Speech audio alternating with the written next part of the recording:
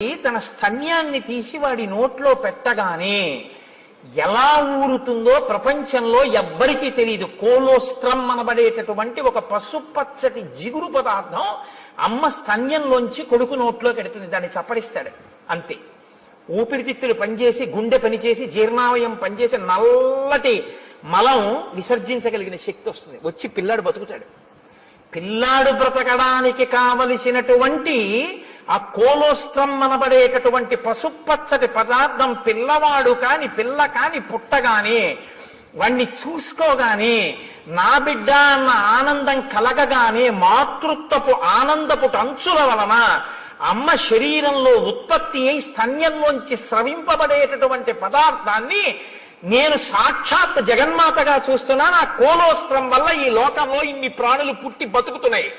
నేను నేర్చుకున్న గైనకాలజీతో నేను తెలుసుకున్నది ఏమిటంటే ఆ కోలోస్ట్రమ్ అన్న పదార్థంలో అమ్మవారు ఉంది అని రాసుకున్నాడు ఆయన ఆ పుస్తకంలో.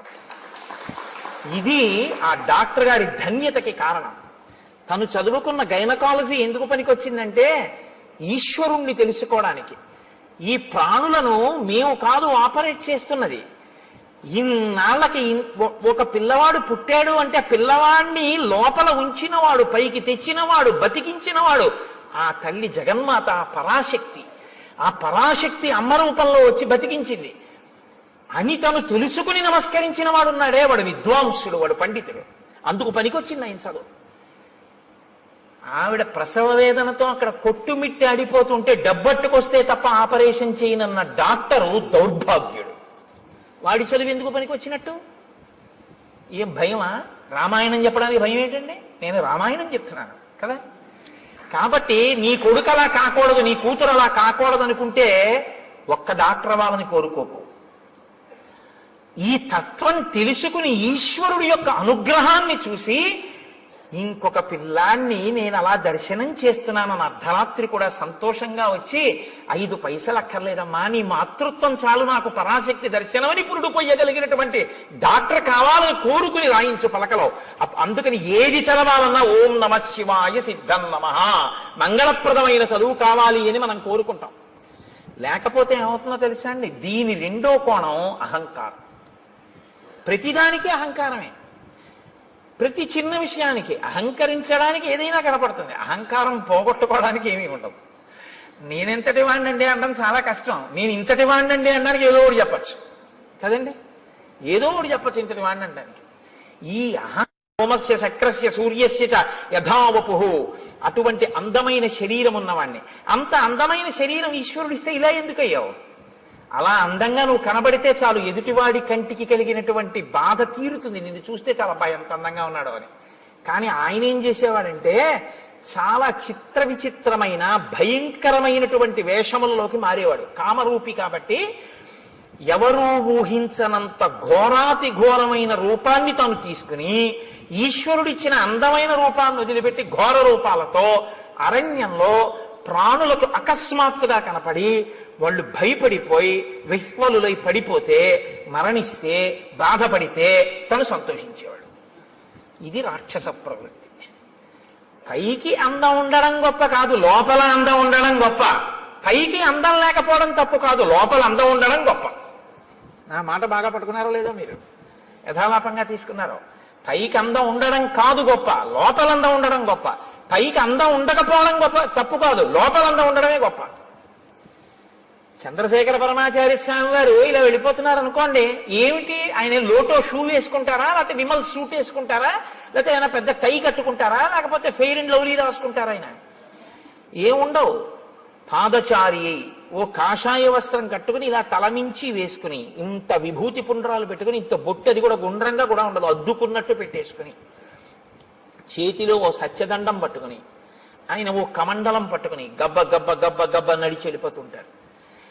ఇప్పుడు నేను ఇలా చెప్తుంటే ఆయన ఇలా వచ్చారనుకోండి, అకస్మాత్తుగా ఉంటుందా నా రామాయణ ప్రసంగం? లేచి గభాలన ఒక్కసారి స్వర్ణదండం పడ్డట్టు దెబ్బ తగిలితే తర్వాత చూద్దామని కింద పడిపోతానంతే. మీరంతే లేచి సభంతా కింద పడిపోతుంది. ఏ అందం చూసి గౌరవించారు? అందం కాదు, లోకాన్నంతటినీ రక్షించడం కోసం ఆయన చేసినటువంటి ప్రయత్నం. శంకరాచార్యుల వారి తర్వాత ఆసేతు హిమాచల పర్యంతం తిరిగి జ్ఞానబోధ చేసిన మహాపురుషుడైన కారణం చేత కాబట్టి మీరు ఆయన పాదాల మీద పడిపోతారంతే. ఇప్పుడు అందం గొప్పదా, పై అందం గొప్పదా? లోపలి అందం గొప్పది. లోపలి అందం ఎక్కడుంటుందో అది లోకాన్ని ఉద్ధరిస్తుంది. పై అందం జర్జరీభూతం అయిపోతుంది, కొన్నాళ్ళకు పోతుంది. పైగా దాన్ని సద్వినియోగం చేయకపోతే నీకు ప్రమాదహేతువై కూర్చుంటుంది.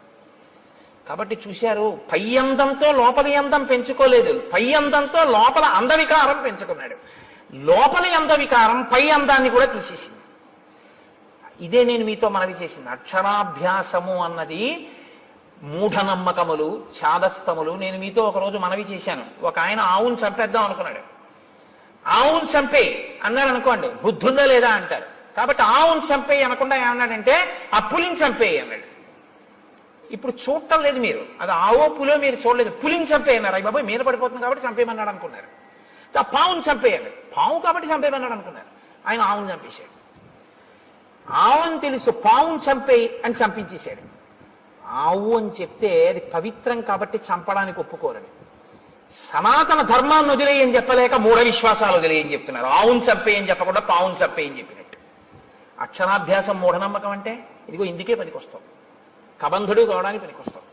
అక్షరాభ్యాసం ఎందుకు చేస్తారంటే నీకున్నటువంటి ఈశ్వర విభూతి లోకకంటకం కాకుండా నిన్ను రక్షించి ఈశ్వరానుగ్రహం అని నువ్వు గుర్తెరగడానికి పనికొస్తున్నాయి. లేకపోతే నిన్ను ఎక్కడ పడితే అక్కడే ప్రమాదం తీసుకొస్తావు ఈ విభూతితోటి. ఇది నా యందు దోషభూయిష్టమైంది. నేను ఒకనొకనాడు అరణ్యంలో ఘోరమైన రూపంతో స్థూల శిరస్కుడు అనబడేటటువంటి ఒక ఋషికి కనపడ్డాను. ఆయన కందమూలములు ఏరుకుంటున్నారు. ఆయన ఋషి, ఆయన వలన లోకానికి ఏమి బాధ ఉండదు, ఆయన ఇప్పుడు లోకాన్ని కాపాడతారు. అటువంటి ఋషికి ఇప్పుడు నేను ఏ స్వరూపంతో ఉన్నానో అటువంటి రూపంతో కనపడ్డాను. ఆయనకి ఏదో సంతోషం వేసింది, అలా కనపడితే హడిపోతాడని. ఆయన వెనక్కి తిరిగి చూశాడు. నిజంగానే మనసులో ఉలిక్కి పడ్డాడు. అయ్యబాబు ఇదేమిటి ఇలా ఉంది ఈ ప్రాణి. అయితే వాళ్ళది నిర్భయత్వం. ఎక్కడ నిర్భయత్వం? అద్వైతమే నిర్భయత్వం. రెండోది ఉందంటే భయం, ఉన్నదొక్కటే అంటే భయం ఏమిటి? ఇంకా భయపడడానికి ఏముంటుంది? అదే అద్వైతం. కాబట్టి ఆయన వెంటనే ఏమన్నాడంటే శాపవాక్కుని విడిచిపెట్టాడు. ఏతదేవ నృశంసంతే రూపమస్తు విగర్హితం. నీకు ఇటువంటి నింద్యమైనటువంటి రూపం కావాలనుకున్నావు. నృశంసం విగర్హితం, క్రూరమైన నింద్యమైన, రెండు మాటలు వేశాడు. ఈ రూపం ఎలా ఉంది? నింద్యంగా ఉంది, చూడ్డానికి అసహించుకునేటట్టుంది, ఘోరంగా ఉంది. చేతులు ఒక్కటి ఉండి ఏమిటి ఆ స్వరూపం ఏమిటి, ఆ కనపడడం ఏమిటి? అప్పటికి తలకాయ ఉంది ఆయనకి ఇంకా.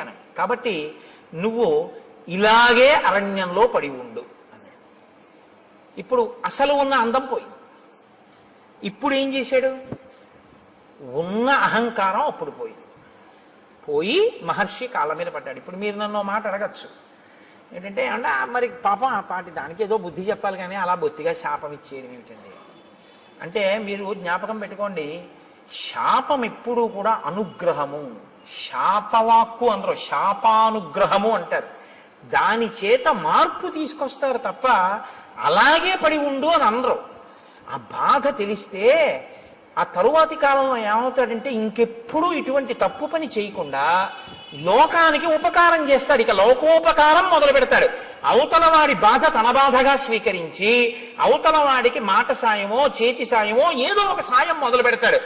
ఈ ప్రవృత్తి ఎక్కడ రావాలంటే లోపల దిద్దుబాటు జరగాలి. లోపల దిద్దుబాటు జరగాలి అంటే కొంతకాలం కష్టపడాలి, తప్పదు. ఏళ్ళనాటి శని జాతకంలోకి వచ్చిందనుకోండి, ఎందుకు భయపడతారు?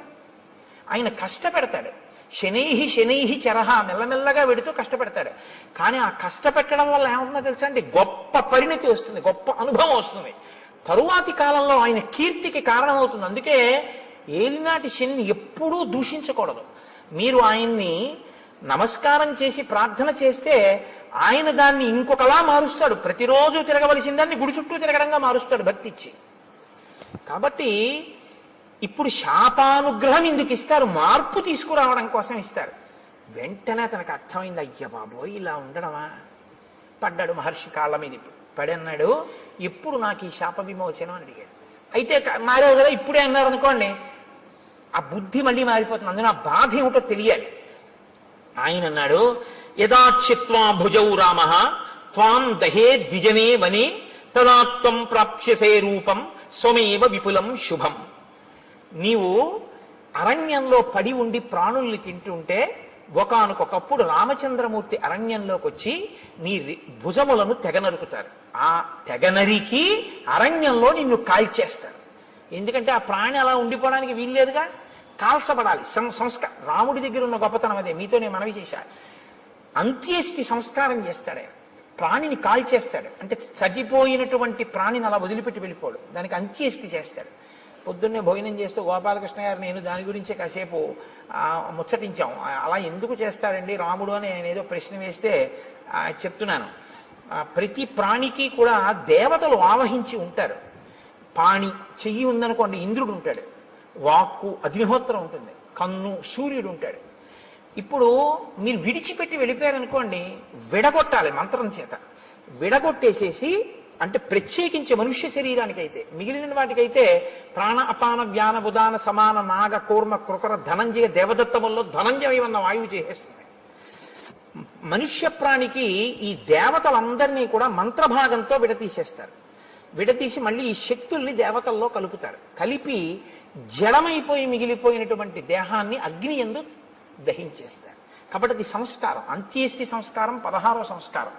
అన్ని 16 మీదే నడుస్తాయి సనాతన ధర్మంలో మనిషి జీవితం. అందుకని షోడశ కళా ప్రపూర్ణుడు చంద్రుడు, షోడశ సంస్కార ప్రపూర్ణుడు మనుష్యుడు. 16వ సంస్కారంగా అంత్యేష్టి జరగాలి. కాబట్టి రాముడు ఎక్కడెక్కడ ఇటువంటి శరీరాలు కనపడ్డా వాటిని ఆయన దహిస్తాడు. అందుకని నువ్వు రాముడి చేత వధింపబడి దహింపబడితే నీ పూర్వరూపం వస్తుంది. ఇక్కడ మీరు ఒక విషయాన్ని కనిపెట్టాలి. ఎవరికైనా తెలియదేమో కానీ మునులకు మాత్రం తెలిసి రామావతారం వస్తుంది. ఈ దేశంలో త్రికాల వేదులు వాళ్ళు. అందుకే ఈ దేశంలోనే ఒక గొప్ప శాస్త్రం ఉంది, జ్యోతిషము అని. వేద పురుషునికి జ్యోతిషము నేత్రస్థానంలో ఉంటుంది, వేదాంగము అని. అంటే ఇప్పుడు కళ్ళు లేనివాడు ఉన్నాడు అనుకోండి, మీరు గుళ్ళోకి తీసుకొచ్చి విగ్రహం దగ్గరికి తీసుకెళ్ళి ఇదిగో ముట్టుకో, ఇది గణపతి, ఇదిగో ఇలా ముట్టుకో తొండం అన్నారనుకోండి, ఆయన చూసి ఓహో అంటాడు. అదిగో అవే ధ్వజస్తంభకు చిరుగంటలు అన్నారనుకోండి, ఆయన చూడగలరా? అదే శిఖ గోపురం అన్నారనుకోండి, ఆయన చూడలేడు, మీరు గోపురం ఎక్కించలేరు. దూరంగా ఉన్నది చూడడానికి కన్ను పనికి వస్తుంది, కాలంలో వచ్చేదాన్ని లెక్క కట్టడానికి జ్యోతిషం పనికి వస్తుంది. అందుకని వేద పురుషుడికి నేత్రస్థానంలో ఉంటుంది జ్యోతిష శాస్త్రం వేదాంగంగా. కాబట్టి మహర్షులు త్రికాల వేదులు, వాళ్ళకి అన్నీ తెలుసు ఏం జరగబోతోందో. కాబట్టి వాళ్ళు రాబోయే రామావతారాన్ని లెక్కలోకి తీసుకున్నాడు ఆయన. తీసుకుని రామావతారం వచ్చి రాముడు అడవికి వచ్చాక రాముడి చేతిలో నీ చేతులు ఖండింపబడి నీ దేహము దహింపబడితే నీకు మళ్ళీ యథారూపం వస్తుంది. కాబట్టి రామ ఇందుకు నీ సంతోషించాను, నా చేతులు నరికేవాడు వచ్చాడని. ఎవడో నరికాడా? రాముడే నరికాడా? అందుకు అడిగాను. కాబట్టి రామ నేను ఎవరు పూర్వం అంటే శ్రియోమాం మధ్యమం పుత్రం ధనుం నామ్నాచ దానవం ఇంద్రకోపాదిదం రూపం ప్రాప్తమేవం రణాజిరే.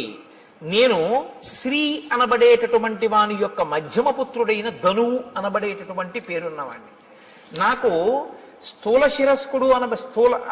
శిరస్కుడు అనబడేటటువంటి ఋషి శపిస్తే నేను అక్కడతో ఊరుకోలేదు.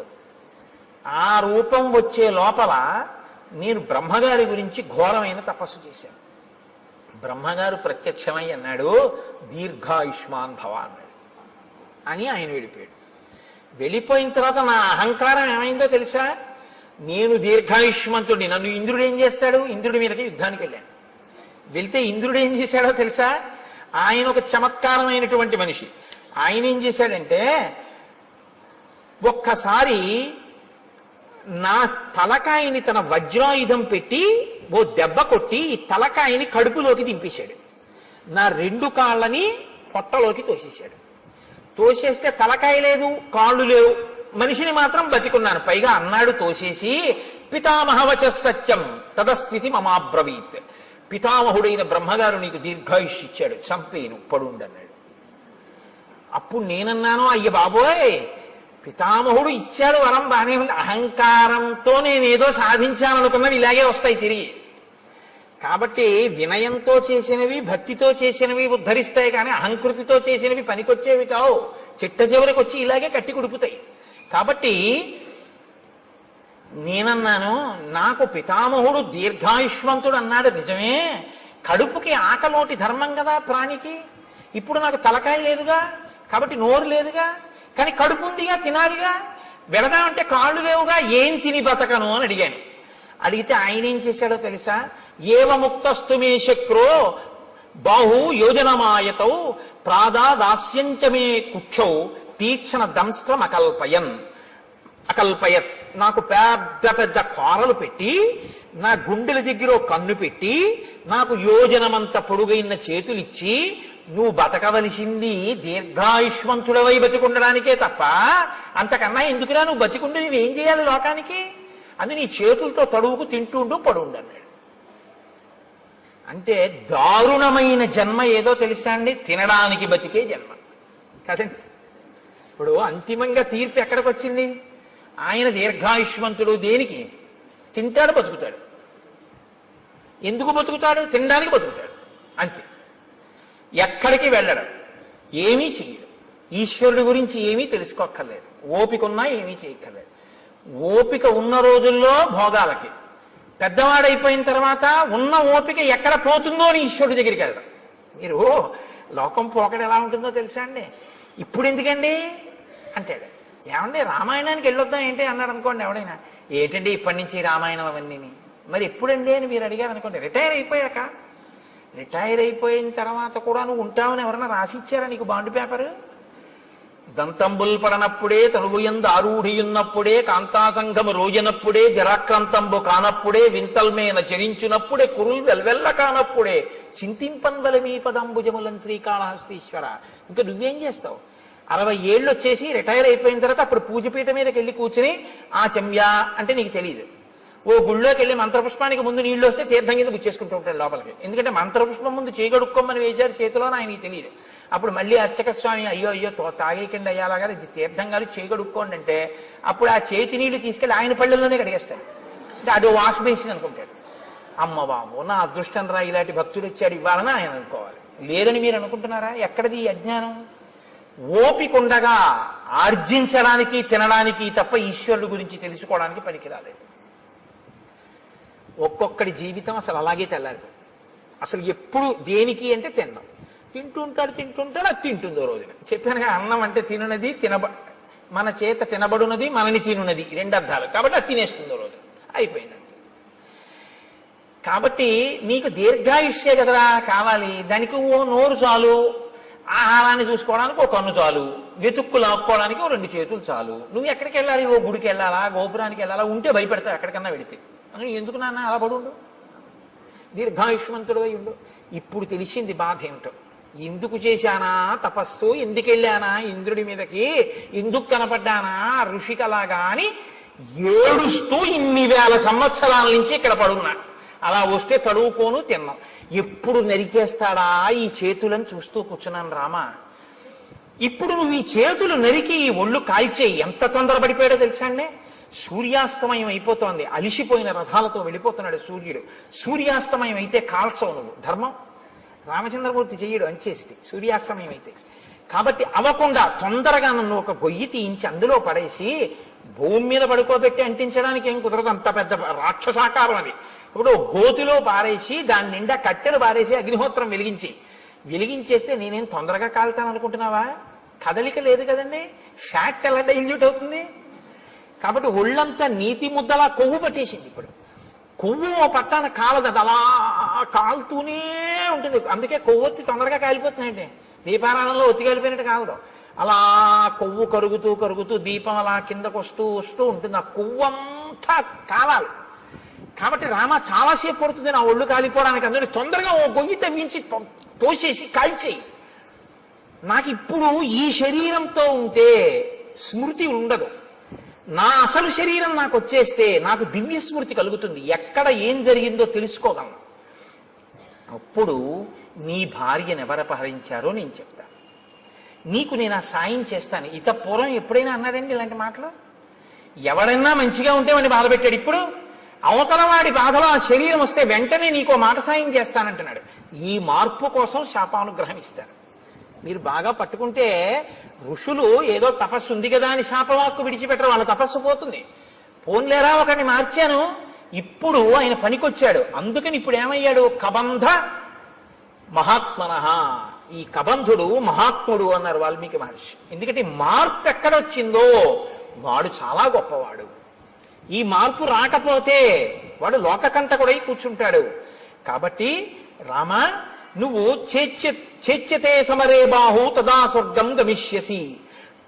ఇంద్రుడు కూడా ఏమన్నాడంటే, నీ 2 బాహువులు రాముడు ఎప్పుడు తరిగేస్తే అప్పుడు మళ్ళీ స్వర్గానికి వెళ్దుగానే అలా పడుండి అన్నాడు. అందుకని తొందరగా నాకు అంత్యేష్టి సంస్కారం చేసేసి. సరే, లక్ష్మణుణ్ణి పిలిచాడు, గుణపం ఇచ్చాడు, గొయ్యి తవ్వించాడు, శరీరాన్ని తోసేశాడు. ఏనుగులు విరిచినటువంటి కొమ్మలు ఎండిపోతే ఏర్పడిన ఎండుకర్రలు. మహర్షి, అమ్మో వాల్మీకి రామాయణం అండి, ఎంత జాగ్రత్తగా రచన చేస్తారో తెలుసా? అంత పెద్ద శరీరాన్ని అంత పెద్ద గోతిలో వేస్తే అంత పెద్ద శరీరం కాల్చడానికి ఎన్ని కట్టెలు కావాలి, ఎక్కడి నుంచి ఏరి పట్టుకొచ్చారు సూర్యాస్తమయం లోపల అని మీరు నేను అంటామేమో. అక్కర్లేని ఇలాంటివి తీయడం మనంత గొప్పవాళ్ళు ఉండరు. కాబట్టి ఏనుగుల గుంపులు తిరుగుతాయి అక్కడ. వాటి పని ఏమిటంటే వాటికి తొండం ఖాళీగా ఉండదు, కొమ్మలు విరిచేస్తుంటాయి. ఆ విరిచేసినటువంటి కొమ్మలు కింద పడిపోయి ఎండిపోయాయి. కాబట్టి ఇప్పుడు ఆ పెద్ద పెద్ద కొమ్మలన్నీ తీసుకొచ్చి రామచంద్రమూర్తి ఆ గోతులో పడేశారు, లక్ష్మణమూర్తి ఆ గోతులో పారేశారు. పారేసి ఇప్పుడు కబంధుణ్ణి కాల్చేస్తున్నారు. ఈ కబంధుడి దగ్గరే ఈ కబంధుడు కాలిపోతే సీతమ్మ తల్లిని పట్టుకోవడానికి, సీతమ్మ తల్లిని అన్వేషించడానికి పెద్ద శుభవార్త దొరుకుతుంది. హనుమ ప్రవేశించడానికి ఇంకా కథకి రంగం సిద్ధం అవుతోంది. ఇక్కడి నుంచి కిష్కింధకాండకి పునాది పడుతోంది. ఇక్కడి నుంచి హనుమత్ ప్రవేశం ప్రారంభం అవుతోందనమాట. కాబట్టి ఇప్పుడు నాయనా నువ్వు నా శరీరాన్ని అంటించేయి. ఇప్పుడు ఆ ఏనుగులు విరిచేసినటువంటి ఎండిపోయిన కొమ్మలు తెచ్చి గోతిలో పడేసి అంటించేశారు ఆ శరీరాన్ని. అంటించేస్తే మెల్లమెల్లగా కాలింది అన్నారు. కొవ్వు పట్టి ఉంది కదండి. అప్పుడు కూడా హ్యూమన్ ఎనాటమీ బాగా తెలుసు అనమాట. అంటే కదలకుండా ఎక్కువ తినేస్తే కొవ్వు పట్టేస్తుంది. వాడు దీర్ఘాయుష్మంతుడు కాబట్టి హార్ట్ బ్లాక్ లేదు వాడికి. కాబట్టి ఆయనలోంచి ఇప్పుడు ఒక దివ్యమైనటువంటి స్వరూపం ఒకటి బయటికి వచ్చింది. తతశ్చితాయా వేగేన భాస్వరో విమలాంబర ఉత్పపాతాశు సంహృష్ట సర్వ ప్రత్యంగభూషణ విమానే భాస్వరే తిష్టన్ హంసయుక్తే యశస్కరే ప్రభయాచ మహాతేజ దిశో దశ విరాజయన్. దశ దిశలు వెలిగిపోయేటట్టుగా హంసలు పూంచినటువంటి రథం మీద తెల్లటి వస్త్రములు ధరించి అంగ ప్రత్యంగములన్నీ కూడా సువర్ణ మణిబయబోయినటువంటి భూషణముల చేత అలంకరింపబడినటువంటి వాడై వెలిగిపోతున్న పగిది ఒక్కసారి ఆ కబంధుడు మళ్ళీ పూర్వస్వరూపంతో ఆ రథంలో కూర్చుని కనపడ్డాడు. కనపడి ఒక్క క్షణం ఇలా కళ్ళు మూసుకుని ఆలోచించాడు. ఆలోచించి అన్నాడు, రామ, నేను ఆలోచించగా మీకు కలిగినటువంటి కష్టానికి ఒక విషయం అర్థమవుతోంది. దశాభాగగతో హీనః త్వం హి రామః సలక్ష్మణః యత్కృతే వ్యసనం ప్రాప్తం త్వయా దార ప్రదర్శనం. మీరు దుర్దశ యొక్క ఫలితాన్ని అనుభవిస్తున్నారు. అందుకే భార్య దూరం అయిపోయింది. మీ ఇద్దరికి జాడ తెలియట్లేదు. ఎంత నడుస్తున్నారో కూడా తెలియనంత దూరం నడిచి కష్టపడి వెతుకుతున్నారు. ఇప్పుడు ఇలా వెతికి తిరిగి ప్రయోజనం లేదు. మీకు సాయం చెయ్యగలిగిన మిత్రుడు ఒకడు కావాలి. ఒక గొప్ప మిత్రుడు. ఆయన ఎటువంటి వాడై ఉండాలి? ఆయన ఈ లోకమంతా తిరిగిన వాడై ఉండాలి. ఈ భూమండలం అంతా తిరిగిన వాడైతే ఎక్కడెక్కడ ఏమున్నాయో తెలిసిన వాడై ఉంటాడు. ఎందుకని? రావణుడు అన్నది ఒక్కటే తెలుసు తప్ప అతను ఎక్కడుంటాడో ఏమిటో నాకు తెలియదు అంటున్నావుగా, జటాయువు చెప్పాడని. ఆ రావణుడు ఎవరో, ఎక్కడుంటాడో, ఎలా పరిపాలిస్తాడో, ఎంతమంది రాక్షసులు ఉంటారో ఇవన్నీ తెలియాలంటే ఈ భూమండలం అంతా తిరిగిన వాడై ఉండాలి. అన్నీ తెలుసున్నవాడై ఉండాలి. ఎందుకు తిరిగాడన్న కారణం వేరు. ఇంద్రుడిగానికి కిష్కింధకాండలో అలా తిరిగిన వాడు ఉన్నాడు రామ. ఆయన గురించి చెప్తాను, ఆయనతో స్నేహం చేసుకో. అటువంటి మిత్రుణ్ణి సంపాదించావా, ఆ మిత్రుడి వలన నీకు సీతమ్మ జాడ దొరుకుతుంది. కాబట్టి తదవశ్యంతయా కార్య స సుహృత్ సుహృదాంవర. ఓ మంచి హృదయం ఉన్నటువంటి రామ, నీకొక మంచి స్నేహితుడు కావాలి. అకృత్వాహినతే సిద్ధిం అహం పశ్యామి చింతయం. నాకు ఆలోచిస్తే అది అనిపిస్తోంది. శ్రూయతాం రామ వక్ష్యామి సుగ్రీవో రామవానర భ్రాతా నిరస్త క్రుద్ధేన వాలినా శక్రసూనునా ఋష్యమూకే గిరివరే పంపా పర్యంత శోభితే నివసత్యాత్మవాన్ వీర చతుర్భి సహవానరై వానరేంద్రో మహావీర్య తేజోవానమిత ప్రభ సత్యసంధో వినీతశ్చ ధృతిమాన్ మతిమాన్ మహాన్ దక్ష ప్రగల్భో ద్యుతిమాన్ మహాబల పరాక్రమ భ్రాత్రా నివాసితో రామ రాజ్యహేతోర్మహాబల స వృక్షరజస పుత్ర పంపామటతి శంకిత భాస్కరస్యౌరస పుత్రో వాలినా కృతకిల్బిష. సూర్య భగవానుడి యొక్క ఔరసపుత్రుడైనటువంటి సుగ్రీవుడనబడేటటువంటి ఒక వానర రాజు ఋష్యమూక పర్వత శిఖరముల మీద ఉన్నాడు. కారణాంతరముల చేత తన అన్నగారైనటువంటి వాలి చేత రాజ్యంలోంచి బయటికి వెళ్ళగొట్టబడ్డాడు. వెళ్ళగొట్టబడి నలుగురు వానరులు తన చుట్టూ సేవిస్తూ ఉండగా, అందులోనే ఉన్నారు హనుమ, నలుగురు వానరులు సేవిస్తుండగా సుగ్రీవుడు ఋష్యమూక పర్వతం మీద ఉన్నాడు. అపారమైన బలవంతుడు, ఈ భూమండలంలో ఎక్కడ ఏమున్నాయో అన్నీ తెలుసున్నవాడు. అతనితో నువ్వు అగ్నిసాక్షిగా స్నేహం చేసుకుంటే అతను దశ దిశలకి వానరములను పంపించి సీతమ్మ యొక్క జాడ కనిపెడతాడు. నువ్విలా తిరిగి తెలుసుకోక్కర్లేదు రామా. కాబట్టి ఇప్పుడు నీకు మిత్ర సహాయం అవసరమయ్యింది.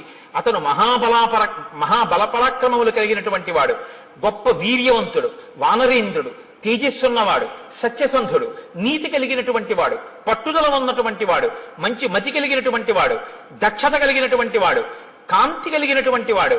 అటువంటి వాడితో నువ్వు స్నేహం చేసుకుంటే ఆయన నీ కార్యంలో సాయం చేస్తాడు. కాబట్టి ఆ వృక్షరజస్సు యొక్క కుమారుడైనటువంటి సుగ్రీవుడితో నువ్వు వెంటనే స్నేహం చేసుకోవడానికి ఋష్యమూక పర్వతానికి బయలుదేరు. ఆ ఋష్యమూక పర్వతం ఎక్కడుంది అంటావేమో, నీకు దారి చెప్తాను చూడు. రామాయణం ఎంత ఆప్యాయంగా ఉంటుందో తెలుసా అండి. హైదరాబాదు ఎప్పుడు ఆయన వెళ్ళలేదు. ఆయన కొడుకుని మొదటిసారి పంపిస్తున్నాడు ఉద్యోగానికి. హైదరాబాదు వెడుతున్నటువంటి కొడుకుని కంగారుగా తీసుకొచ్చి రైలు ఎక్కించడంలో ఆయనకి కట్టిన మినపరొట్టె తేవడం మర్చిపోయాడు తండ్రి. ఎప్పుడూ హైదరాబాదు వెళ్ళే అలవాటు ఉన్నటువంటి మేనమామ గారు వచ్చాడు స్టేషన్కి. ఇప్పుడు తండ్రి అంటాడు, రే నాన్న రొట్టె తేవడం మర్చిపోయాను, ఎలా తింటావు, ఎలాగా, ఎప్పటికెడుతుందో, ఎప్పటికి దిగుతావో, అది అక్కడ ఏముంటుందో ఏముండదో, నాన్న నా ప్రాణాలు నీ మీదే ఉంటాయి ఇస్మా, వెళ్ళాక ఉత్తరం రాయి అంటాడు. మేనమామ గారు అంటాడు, రే నీకేం భయం లేదు, ఇప్పుడు ట్రైన్ బయలుదేరుతుందా, బయలుదేరగానే మొదటి స్టేషను అనపర్తి, రెండో స్టేషను ద్వారపూడి, మూడో స్టేషను రాజమండ్రి వెళ్ళేటప్పటికి 8 అవుతుంది. 8 గంటలకి నువ్వు రాజమండ్రి రైల్వే స్టేషన్లో కిందకి దిగితే అక్కడ 10 నిమిషాలు ఆగుతుంది.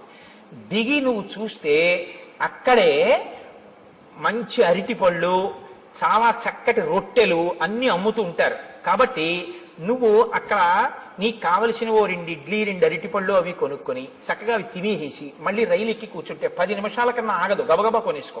రైల్లో కూర్చుని తినేసి మంచినీళ్ళు తాగేసి వాటర్ బాటిల్ మర్చిపోకు, ఎక్కిళ్ళు వస్తాయి.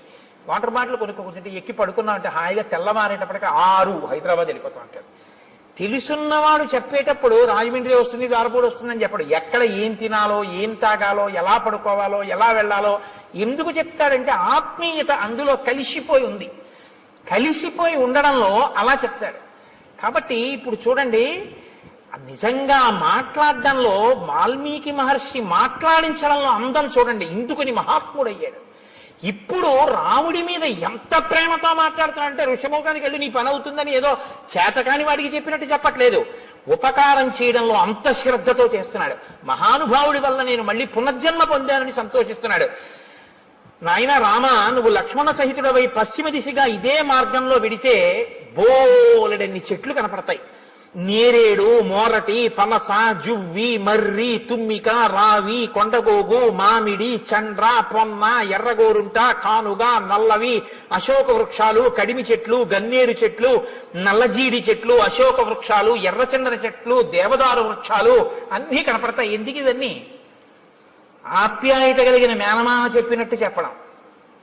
వీటికి మంచి మంచి పళ్ళు ఉంటాయి. లక్ష్మణుడు ఎక్కి కోసి నీకు తెచ్చి పెట్టచ్చు, లేదా కొమ్మలు ఉంచినా కూడా అందుతాయి. అంటే కింద కొమ్మలకు కూడా అన్ని పళ్ళుంటే ఆ పళ్ళు ఎవరు కొయ్యరు. ఎంత వివరంగా మాట్లాడతాడో చూడండి.